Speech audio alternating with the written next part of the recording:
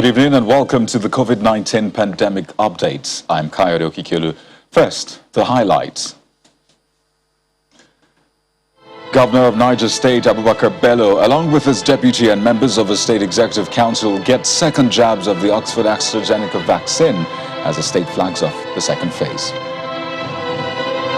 And Ogun to commence administration of second doses of the AstraZeneca vaccine on Monday, says there are enough jabs to go around.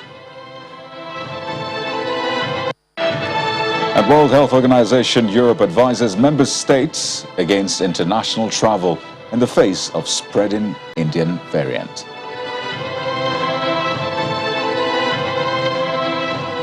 Well, the World Health Organization is concerned that Africa is lagging behind in vaccine delivery. The body's regional director for Africa, Dr. Mashadiso Mwetsi, says the continent has only received 18.2 million out of the 66 million COVID-19 vaccine doses it was expecting through COVAX from February to May. Now, on an average, fewer than 2 in 100 people have received a dose of the COVID-19 vaccine, while 14 African countries, you have less than 1% of the population receiving a single COVID-19 dose. In fact, vaccination has not even begun in 4 countries. It's quite a mountain to climb for the continent, and we'll see just how states in Nigeria are handling this challenge in a moment. But first, let's take a look at the latest COVID-19 trends. The first phase of the vaccination exercise has seen over 1.8 million Nigerians vaccinated against COVID-19 so far. According to the National Primary Healthcare Development Agency, more than 50% of the target population in Cross River, Ekiti, Kwara, Lagos, Gombe, Zamfara, River States, and the FCT have received the first dose of the Oxford AstraZeneca vaccine. Additional doses of the vaccine, which requires 2 doses per person to gain full protection against the virus, are being distributed to states, some of which have begun the second phase of the vaccination exercise.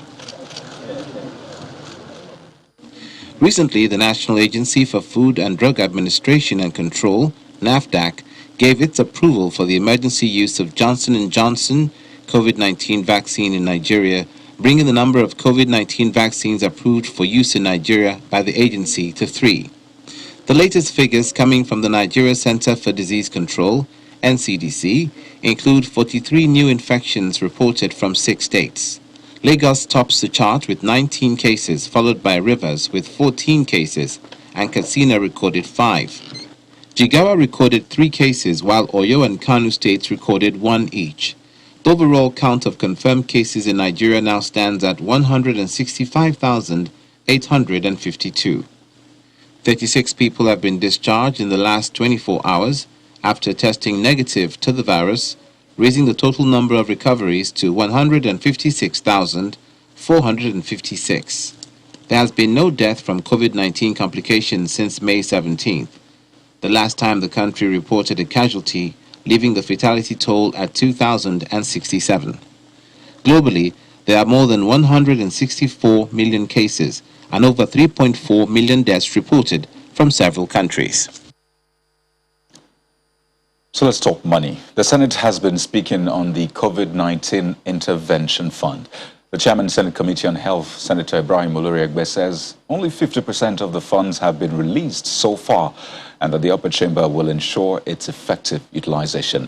Briefing journalists during a press conference at the National Assembly, he further says the committee will also ensure sufficient appropriations are made in subsequent budgets to promote local production of vaccines.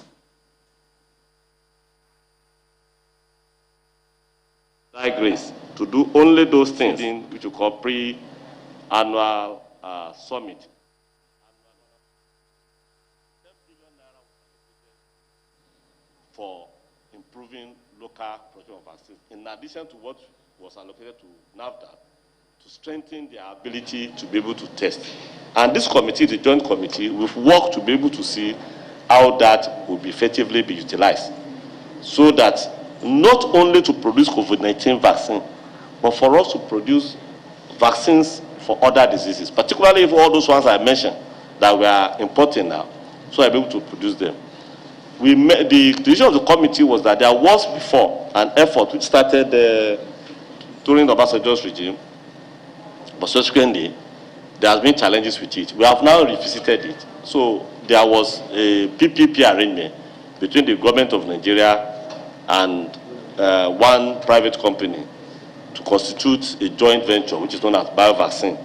So, and the national infrastructure was what the government provided as their own counterpart, and the company brought money. So we went to look at it carefully, and we have been able to see how we carefully utilize part of that fund for that. We now want another venture to be created so that we can have dual capacity. Because for a country as big as this, with our geographical spread and so on, one production center is not enough for us. And over to Niger State, where Governor Abubakar Bello has received the second dose of the Oxford AstraZeneca COVID-19 vaccine as the state flags off the second phase. But it wasn't alone. His deputy and members of the State Executive Council who were at the Government House for the weekly council meeting also got their second jabs. Governor Bello is encouraged by the turnout for the first phase, and he's asking for increased turnout both for those taking the second dose and first-timers as well. The state received the total of 89,600 doses. 44,860 were used in the first phase, and the State Commissioner for Health says there are enough doses for the second phase.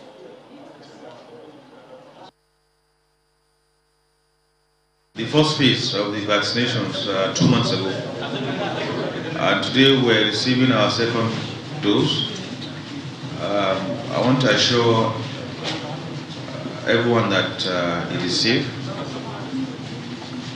So there is no reason why anyone would refuse to take his dose. So please endeavor to go and take your COVID vaccination. It is safe. It will keep you safe. It will keep your family safe and your loved ones safe. The turnout so far has been good. I've just been informed that over 40,000 have been administered, and we have enough doses to give each and every one their second shot. So please take this seriously. As we get or receive more doses, find time, especially the older ones, to go and get your vaccines. You know, getting a handle on COVID-19 and driving down the infection rates is multi-pronged. So while state government and the Primary Healthcare Development Agency continue vaccination across the country, there are simple things you can also do to contribute to the collective response. I mean, just yesterday, the National Social Behavior Change Campaign on COVID-19 in Nigeria was launched, and the central message is stopping COVID-19 is in your hands. But what does that really mean? Well, let's break it down for you on the program. We have joining us from our Abuja studio, Dr. Yaya Disu, the head risk communications at the Niger Center for Disease Control. It's great to have you on the program, Doctor. Well, this campaign, I understand, is a result of surveys.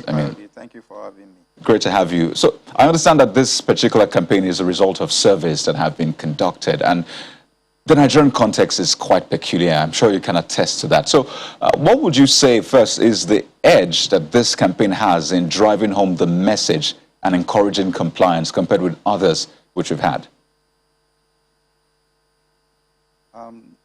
I think you have known that COVID-19 pandemic has evolved in phases, and so also the responses have also evolved in phases. There was a time we were talking about non-pharmaceutical intervention, and then at the same time, after a while, we started talking about vaccination. But then we have not stopped talking about compliance with non-pharmaceutical intervention. And then the reason is for vaccine to be, for the COVID-19 to be put under control, we need public health measures, public health interventions. Simple things, cost-effective interventions like hand hygiene, physical distancing, and so on.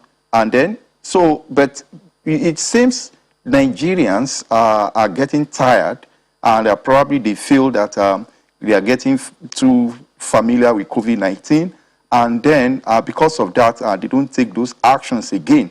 And then, but then, what is happening globally, and then we have seen surges that is moving from country to country, and then it has happened in countries that have similar conditions with Nigeria. So we don't want that to also happen. So we have to rejuvenate the campaign, that is Take Responsibility campaign, in form of how you can stop COVID-19 with your hands. HANDS is actually an acronym for those key messages, and then they are supposed to drive long-term behavior change. H stands for have your hands washed always, while A stands for always cough or sneeze into your elbow.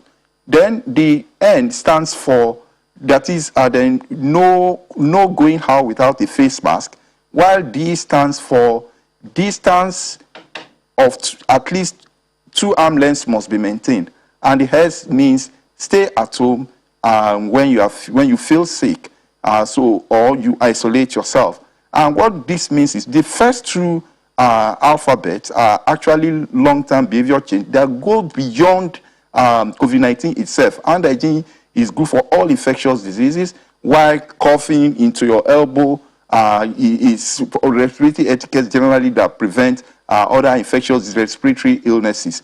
And we're entering rainy season, and you find out that there are other diseases that cholera, and then as well as other respiratory illnesses, and we may also have that these can also prevent us from. But we are moving from the mode of action to behavior change. And then these are interventions that have been proven to be very cost effective. So what the campaign has done is the government of Nigeria is working collaboratively with United Nations Nigeria, all the UN agencies in Nigeria. They come together, and then from the US basket funds, part of it is devoted to support this behavior change campaign. And then they engage a consultant, that's CCSI, that has been working with state and national stakeholders to co-create the campaign materials, the key messages, which has been tested in the communities. And the media launch was done yesterday, because media partners are very strategic in disseminating this message to the people. More importantly, the school communities, the students, there is Captain Bubble, it's something that looks like cartoon jingles that the children would like, that can resonate with them, and they will be able to reinforce these messages. So all sectors are encouraged to embrace this, and then we know that the campaign against COVID-19 and other infectious diseases is something that we all have to own, and we all have to make sure that we practice this behavior, and then we make sure that everybody that need access to this and utilize this have access to them. Just on a final note, I mean, we're 15 months into this fight, battle, if you may. There's a high level of COVID-19 awareness among the general population, but like you said, this is not matched with the positive preventive actions. And there are a lot of reasons. You mentioned pandemic fatigue, but there's also low risk perception and lack of trust in the government. Does this campaign deal with any of these factors? Yes. The messaging is one part of the campaign, then the delivery is another one. And there is a community engagement component of the campaign, engaging the socio-cultural groups, relevant stakeholders, to see how they can hold this and then begin to translate this into actions in the household, where everybody will begin to take responsibility. We know that lack of trust actually predates COVID-19 existence, and it is not just about Nigeria, it's a global thing, but this is the reality we have to deal with, and then we continue to engage our people for all of us to understand that we're all in this together. And COVID-19 virus cannot be smarter than human beings. But if all hands are on deck, definitely we will be able to gain control over this. So we'll just continue to talk to our colleagues, our friends, families, and to continue to do the needful. Well, it's interesting you mentioned that some of these measures are long-term, some short and mid-term. So clearly, this conversation is ongoing. But I'd like to thank you so much for sharing your thoughts with us. Dr. Yaya Dizu is Head Risk Communication at the NCDC. Wish you the best. Well, we'll go on a break now, and when we return, we'll bring you the situation in Ogun State, plus a look at what's happening outside Nigeria. To join us again. Welcome back. As from Monday, May the 24th, the Ogun State government will begin to give the second dose of the AstraZeneca COVID-19 vaccine to its residents. The State Commissioner for Health, Dr. Tomi Koka, is optimistic of a hitch-free exercise, stating that adequate logistics have been put in place in all the 20 local government areas of the state. She also advised beneficiaries to go to the centers allotted to them with the cards issued when they got the first dose of the vaccine. Dose of the first phase of the vaccination program is expected to start in Ogun State on Monday, the 24th of May. And what we have is we have about 154 vaccination sites. We've chosen all our tertiary centers, all our general hospitals, and a few primary healthcare centers and strategic locations to ensure that across the 20 local governments, to ensure that we capture all the people that we gave the first dose to. As you know, we had an electronic platform where people registered and they were given cards with barcodes. So getting your second dose, you must come with your card, with your barcode, so that we can link the first and the second dose together. We in Ogun State, initially, we had 50,000 doses, complete doses. We had an additional 20,000 added, and most recently we've had another 10,000. So far, we've vaccinated 80,000 individuals. So our expectations is that we would vaccinate the first 50,000 that we vaccinated before, and the others, as they come up to their 10 to 12 weeks, they'll catch up and we can vaccinate them as well. So with the first phase of the vaccination, the first dose, we were the only state that actually completed our vaccination within the 10 days given to us by the MPHCDA.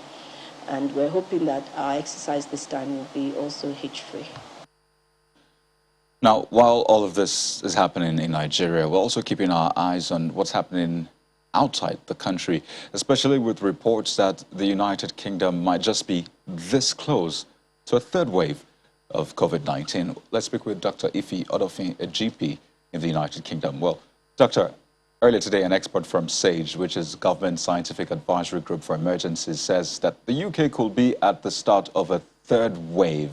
Now, that might be alarmist for some, but what might a third wave look like, especially with vaccination currently ongoing? Can it be as bad as what we saw in the second wave? Hi, Kairi. Thank you for having me here. Yes, I did see that report that there's potentially going to be a third wave a couple of weeks ago, and we're looking at sometime end of the summer. So we're looking at, I think they said August, September. However, that report was a few weeks ago, and with the fact that the vaccination program is being ramped up really well, there might be some new suggesting evidence that the current vaccination may reduce the severity or even reduce the occurrence of a third wave. The previous report did say that if a third wave occurred, we should be looking at, unfortunately, about 9,000 people dying, which is not close to the first and the second wave, which we got over 120,000 people. So if that actually happens, it'll be much less. But I think there might be just a little ray of hope that the vaccination program might actually reduce the amount of mortalities we should be looking at if eventually we get a third wave. You know, just some insight on that particular report you just quoted. It came out just a moment ago. Says, I think the AstraZeneca vaccine is now up to 90% effective against the virus. But is this for mild symptoms or for, severe cases, hospitalizations? Just what does it say exactly? Okay, it says that what they're noticing is, the studies are showing that they're noticing that even if someone is positive, it is more mild forms. So when we talk about effectivity, we're talking about severity of disease and hospital admissions. So now, recently, we have begun to notice that the people who have come in with severe infections are people who are younger and have not been vaccinated, or who have not been vaccinated by choice. But those ones who are older, the 70s, the 80s, they have not had any severe form of disease recently. So that's quite good news. So yes, the vaccine is actually working, and it may protect us against the Indian variant. Whether it's too early to ask if there will be a need for a third jab. Maybe I'll hold off on that. But about this Indian variant which you mentioned, would you say that the spread of the variant is a dent of some sort on the effectiveness of restriction measures? I mean, there were different levels, and it looked as though the UK was enforcing this really, but we've seen those cases, the Indian variant especially, increasing. So is it that people were not adhering to those precautions of face masks, social distancing and all, or this virus is just sneaky? I use the word sneaky. I think that's very interesting. Yes, actually, the virus is sneaky. The Indian variant itself has the ability to mutate very rapidly and evade the immune system. And its transmissibility is actually higher than the normal COVID-19 that we already know. So I don't think it's as a result of the not adhering to the rules. Generally, people in England do adhere to rules. It's just the fact that this particular variant is actually quite aggressive. And I think it's also important to remember that we've just recently locked down the borders a few weeks ago. Our borders were open a few weeks ago to countries which had the high level of the Indian variants, and people were traveling in and out of England. So I think that that's what actually has increased the number of cases we are seeing with the Indian variant. But I think that, like I said, I think it's certainly nothing compared to the first wave. So I think I'm quite hopeful. Well, let's wind down on this, Dr. Ife. We probably don't get to ask you enough, but having been on the front lines for over a year now, how have you fared and how are you doing? Thanks for asking. I think I'm much better now. During the time of the first wave and the second wave, I mean, I was filled with anxiety. I was quite anxious. I have my family to worry about. I have my children to think about. I have my husband. So, I mean, we have gone through difficult times, but not just physically, but mentally. I mean, we are in the forefront. We have to be there. We have to go to work. We have to care for every other person. And at the end of the day, your mind is all, paranoid and, you're worried, you're anxious. But I would say that, with the numbers going down every day, we go to work, we see the numbers. Recently, there has not been any deaths in my area. Things like that are quite reassuring for us. So I generally am feeling much better. I'm quite hopeful, actually. And I have been vaccinated as well. Oh, good. We hope it's going to be a smooth sail from here then. Well, Dr. Ife Odofin, thank you so much for your time on the program. It's been a pleasure. You guys have a good evening. Thank you. Bye. Well, WHO Europe is advising caution and even avoidance of international travel in the face of uncertainties regarding the COVID-19 variant that emerged in India. Well, since the B1617 variant was first identified, it has spread to at least 26 countries out of the 53 in the WHO's European region. And WHO Europe Director Hans Klose says this warning comes even though COVID-19 vaccines currently being deployed in the fight against the pandemic in Europe appear able to protect against all variants that are circulating and causing concern.